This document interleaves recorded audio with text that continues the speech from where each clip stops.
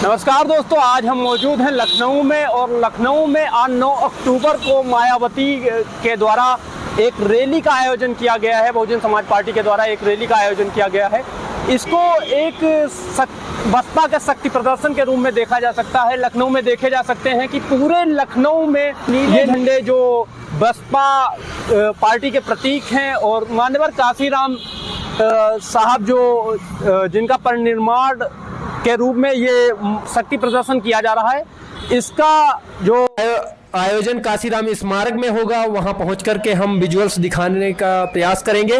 वह 5 लाख से ज़्यादा लोगों के आने की संभावना इसमें बताई गई थी और हर बूथ लेवल को सेक्टरों में बांट करके ज़्यादा से ज़्यादा लोगों को यहाँ कैसे आने में सुविधा दी जा पाए और कार्यकर्ताओं को का हुजूम कैसे यहाँ तक आ पाए, इसके लिए प्रयास किए गए थे। ये एक शक्ति प्रदर्शन होगा 2027 में बसपा के वापसी को लेकर के प्रयास का। यहाँ पे मायावती के द्वारा शक्ति प्रदर्शन किया जा रहा है और 2027 में अपनी वापसी को लेकर के जो इतना हुजूम है एक तरीके से यहाँ पे मौजूद है। 2022 में कुछ स्थिति कमज़ोर हुई थी, 2024 में लोकसभा सीटों में एक भी सीटें नहीं आई थी। क्या लगता है मायावती ने क्या बड़ी घोषणाएं की हैं? मायावती हर कोई बड़ी घोषणाएं करती हैं, छोटी मोटी कुछ करती नहीं। और यहाँ आज रैली थी, सभा समझे या रैली, बहुत भारी संख्या में लोग आए, करीब 12-15 लाख लोग थे और हम लोग भी आए थे बहन जी को सुनने के लिए। आज पहली बार हमने फेस टू फेस बहन जी को देखा है, बहन जी को सुना तो बहुत अच्छा लगा उनको देख करके, क्योंकि हमारे आदर्श नेता हैं, हमारे बहुजन समाज की हितैषी हैं, बहुजन समाज ही क्या सर्व समाज की हितैषी हैं, लेकिन हम लोग उनको अपना आदर्श नेता मानते हैं, इसीलिए हम लोग यहाँ आ जाए थे।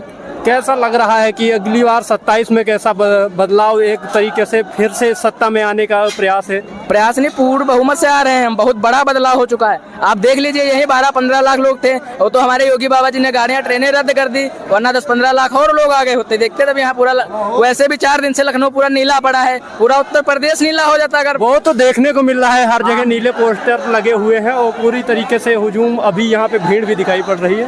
पर क्या अलग है अदर पार्टियों से? अदर पार्टियों से यही अलग है पब्लिक।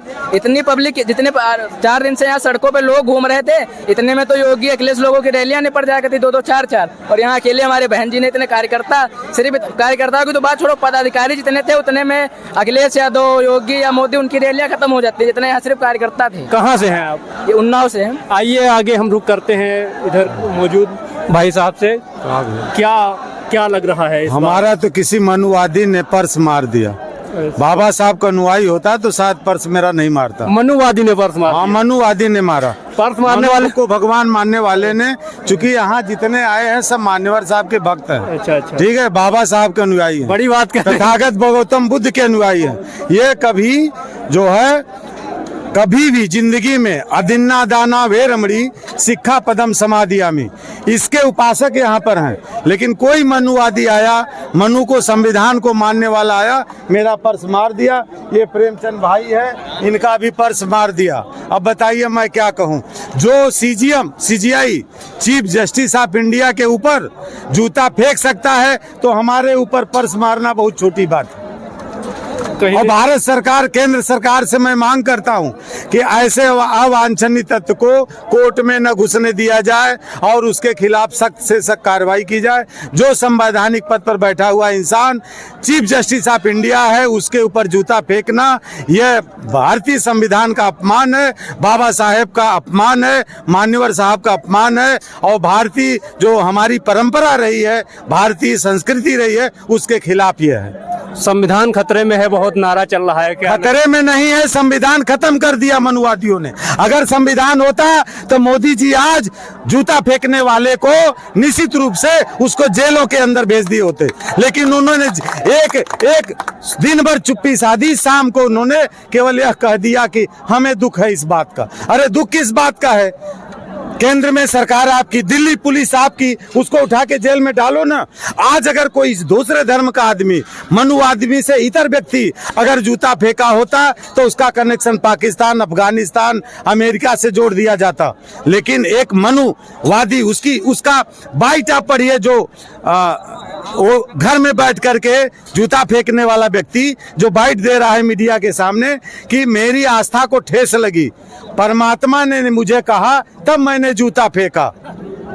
तो फिर उनके पास न्याय लेने क्यों जाते हो? परमात्मा के पास जाओ न्याय लेने ना, फिर सीजीएम कोर्ट में क्यों गए न्याय मांगने?